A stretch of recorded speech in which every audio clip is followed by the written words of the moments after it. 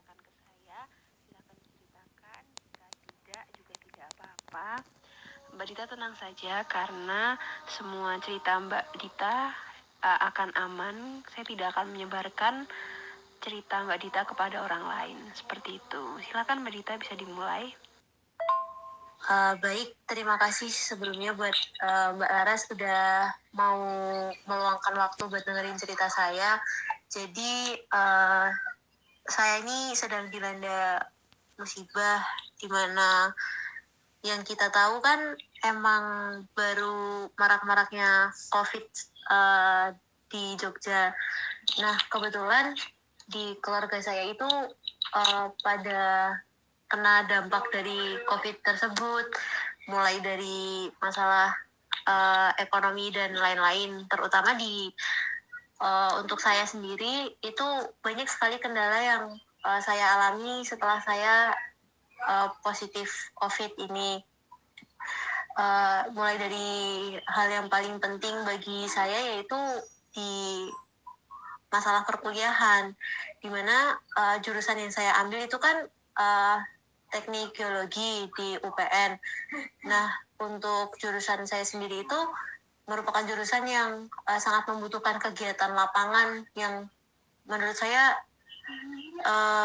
sangat banyak gitu kegiatan lapangannya. Nah, karena saya terkena COVID ini menjadi hal yang sangat susah buat saya untuk mengikuti kegiatan-kegiatan seperti itu. Sedangkan saya itu juga sebenarnya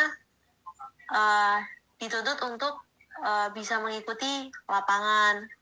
Namun karena adanya kendala seperti ini, jadi menyusahkan kegiatan perkuliahan saya juga. Selain itu, setelah saya terkena COVID ini, banyak juga dari ada beberapa sih teman yang kayak sempat bikin saya kepikiran, karena yang kita tahu orang-orang pasti semua orang pasti takut sama virus ini, dan yang bikin saya kepikiran itu karena saya nggak tahu ya pemikiran orang di luar sana itu seperti apa. Yang bikin saya kepikiran banget itu ketika kalau misalnya teman-teman di lingkungan kuliah saya tahu saya terkena COVID, apa sih reaksi mereka? Apakah mereka akan menjauhi saya karena saya pernah terkena COVID, atau justru malah menyemangati saya dan sebagainya. Sebenarnya pikiran-pikiran jelek seperti itu sih Mbak yang selalu ada di pikiran saya, seperti itu.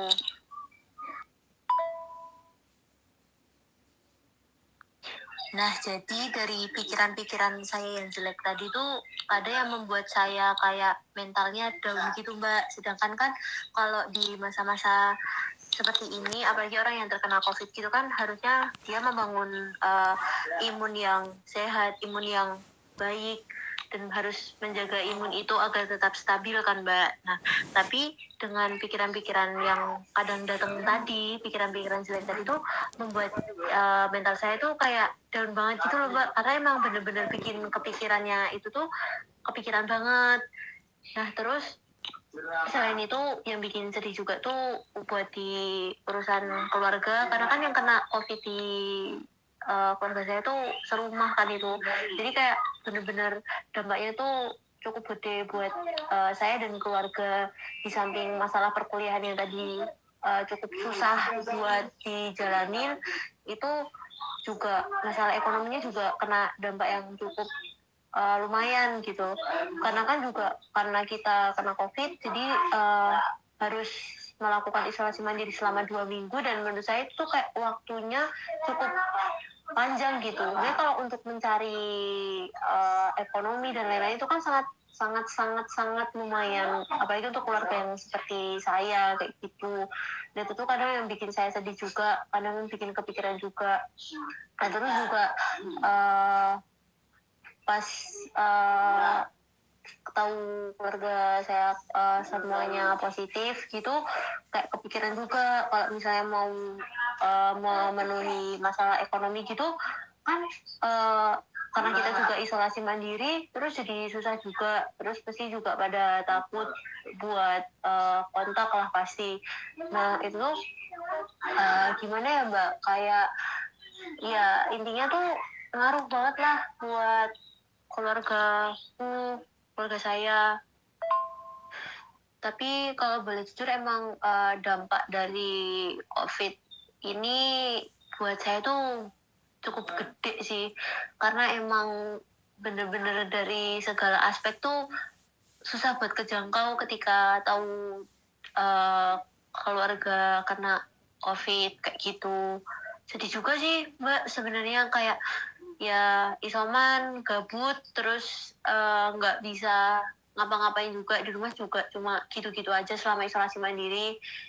Ngikutin perkuliahan pun kadang juga jadi nggak fokus, karena kan kayak fokusnya jadi kebagi-bagi antara kepikiran buat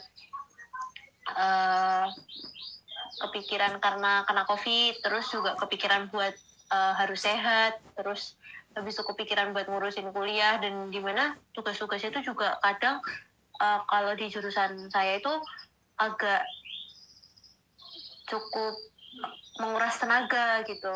Jadi kadang menurut saya itu juga yang bisa bikin imun agak turun sih kayak gitu. Nah terus jadi nggak bisa ketemu sama orang-orang banyak juga.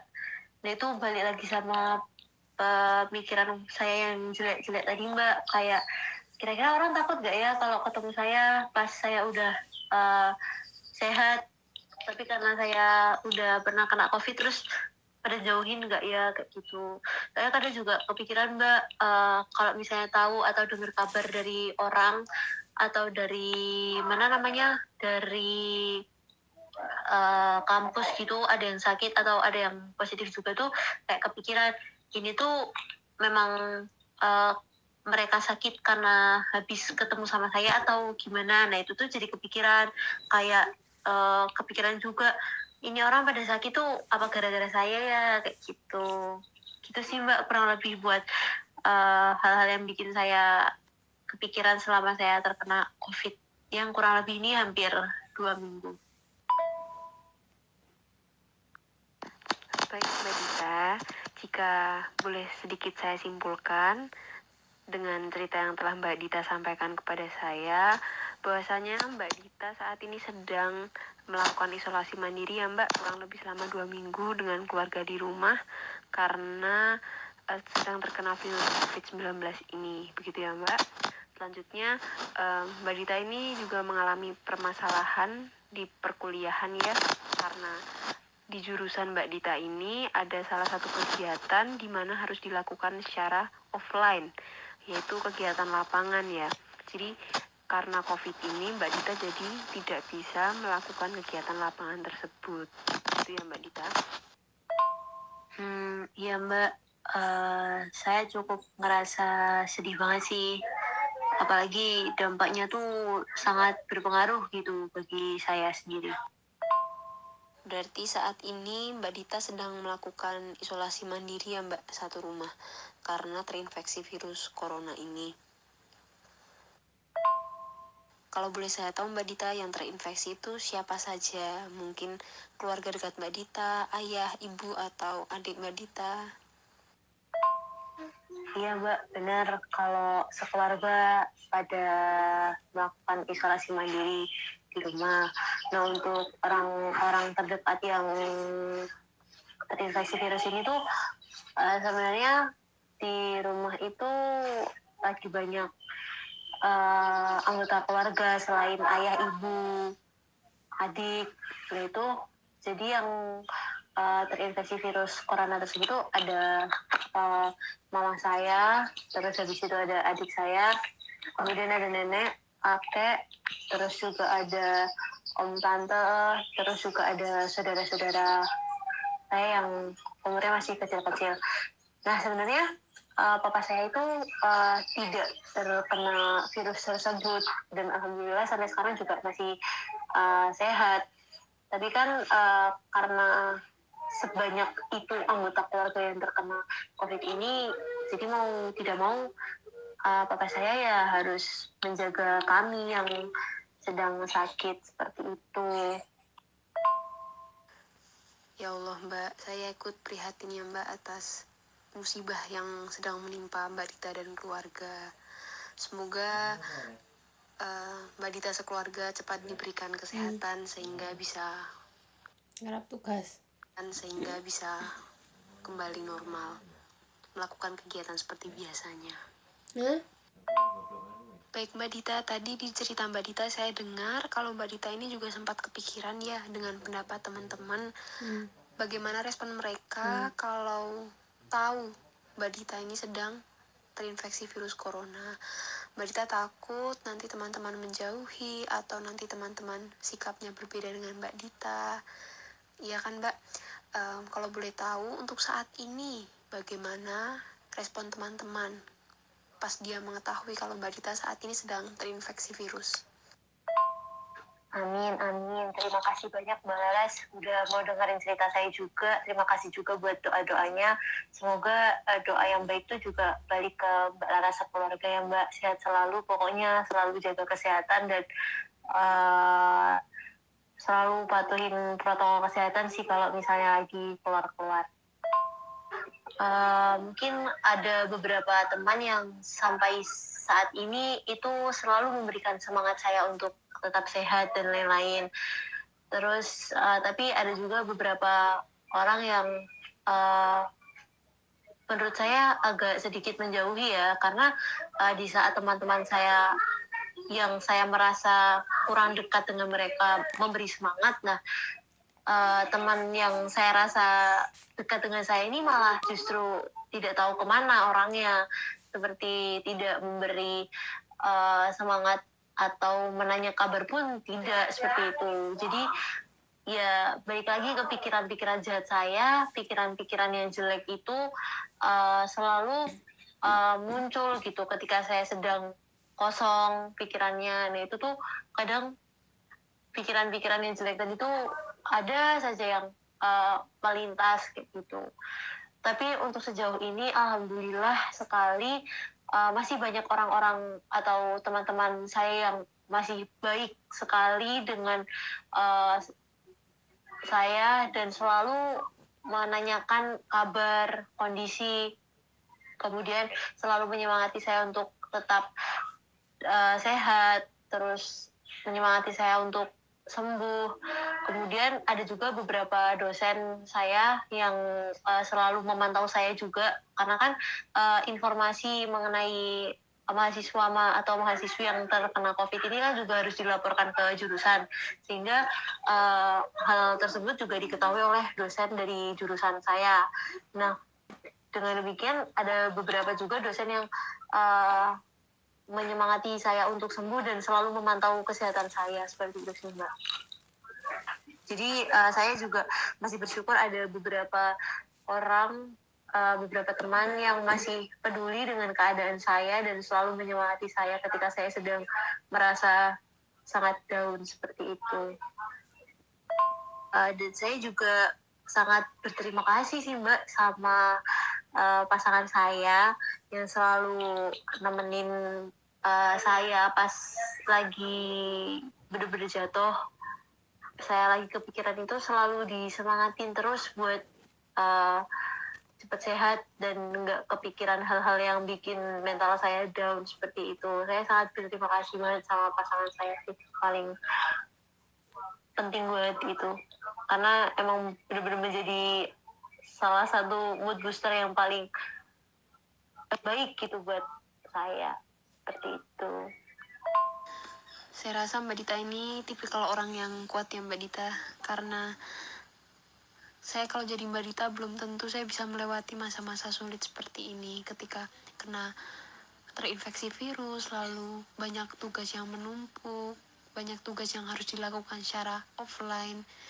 Jadi saya rasa Mbak Dita ini orang yang hebat Mbak Dita, bisa melewati masa-masa sulit seperti ini dan tetap tabah. Baik Mbak Dita, jadi masih banyak ya Mbak Dita, teman-teman Mbak Dita yang masih peduli dengan Mbak Dita. Mereka selalu memberikan support, mereka selalu memberikan semangat kepada Mbak Dita. Terlebih juga kepada pacar Mbak Dita ya, pasangan Mbak Dita yang juga selalu memberikan semangat dan support yang baik kepada Mbak Dita, sehingga Mbak Dita bisa melewati masa-masa sulit seperti ini. Alhamdulillah, sejauh ini saya masih diberi kekuatan oleh Allah untuk menjalani segala hal-hal yang sebenarnya tidak diinginkan. Cuma mungkin memang ini merupakan suatu rezeki atau jalan yang baik dari Allah buat saya sekeluarga. Terus juga saya merasa sangat-sangat bersyukur karena masih banyak orang yang ternyata peduli dengan saya, keluarga saya sangat-sangat bersyukur. Iya Mbak Dita, benar, hal seperti itu memang wajib kita syukuri. Mengenai permasalahan perkuliahan Mbak, kan kegiatannya harus dilakukan secara offline ya kalau lapangan. Karena Mbak Dita isolasi, jadi tidak bisa melakukan kegiatan secara offline, tapi apakah dari pihak kampus memberikan kemudahan atau alternatif lain sehingga Mbak Dita tetap bisa mengikuti perkuliahan itu namun dengan cara yang berbeda, atau mungkin mengerjakannya secara online atau seperti apa? Cukup jelas sih kalau itu untuk jawabannya, pasti dari pihak kampus akan membuat alternatif lain agar kami para mahasiswa atau mahasiswa yang terkena COVID ini tetap bisa mengikuti kegiatan lapangan. Nah, alternatifnya itu adalah dengan pembuatan video yang akan di-share secara online. Tapi tetap saja menurut saya itu masih sangat kurang efektif karena yang namanya mahasiswa jurusan teknik, apalagi teknik geologi itu benar-benar sangat membutuhkan lapangan. Cuman sebenarnya dengan keadaan yang seperti ini ya memang akan selalu membuat alternatif dengan cara melakukan kegiatannya secara online, seperti itu sih Mbak. Cukup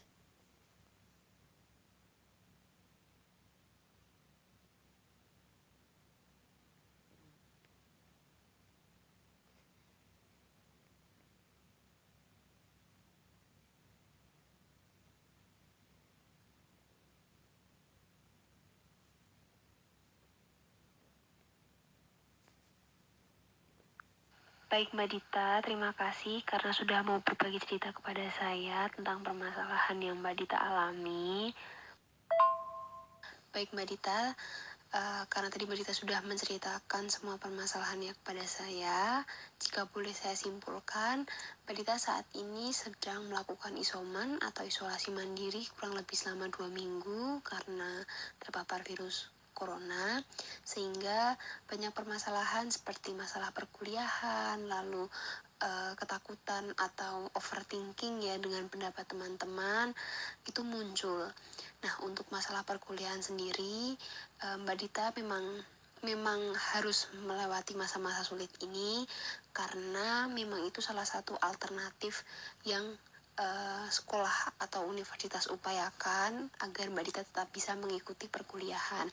Jadi memang Mbak Dita harus sabar karena memang masanya seperti ini, harus belajar untuk menerima. Mbak Dita harus menjaga kesehatan agar bisa lekas sembuh lalu bisa kembali seperti biasanya. Seperti itu. Baik, selanjutnya untuk permasalahan Mbak Dita yang kedua ini, karena takut ya atau kepikiran dengan pendapat teman-teman Mbak Dita atau responnya mereka ketika mengetahui Mbak Dita ini sedang terpapar virus corona.